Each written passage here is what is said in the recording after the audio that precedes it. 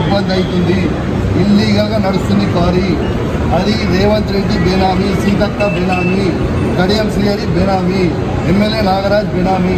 వాళ్ళ బేనామీలకి కొన్ని ఎన్ని రోజులు రాస్తాడు. ఇదేం పద్ధతి అసలు? ఇదేం నాకు నోటీస్ ఇవ్వకుండా మీరు ఎట్లా అరెస్ట్ చేస్తారు? రేవంత్ రెడ్డి చెప్తే మీరు అరెస్ట్ చేస్తారా? రేవంత్ రెడ్డి చెప్తే మీరు అరెస్ట్ చేస్తారా? రేవంత్ రెడ్డి ఇదే కాదు కదా. రేవంత్ రెడ్డి మీ జీతం మీద రేవంత్ రెడ్డి ఇస్తలేదు కదా.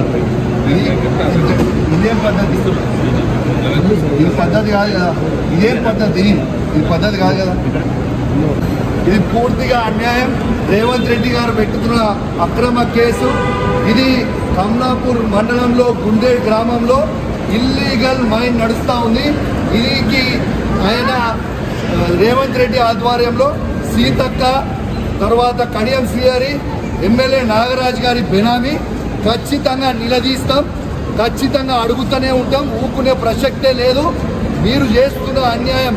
ఇల్లీగల్ మైనింగ్ నడుస్తుంది అక్కడ. కేవలం 2.5 హెక్టర్స్ మాత్రమే ఉంటే ఇలా ఆడ ఇల్లీగల్ మైనింగ్ 20 ఎకరాలలో చేస్తూ ఉన్నారు. గుండేడ్ గ్రామ ప్రజలందరికీ కూడా చాలా ఇబ్బంది అవుతూ ఉంది.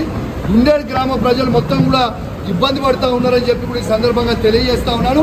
ఆ ప్రజలు ఇలా హెల్మెట్లు పెట్టుకొని మరి చేసే పరిస్థితిగా ఉంది.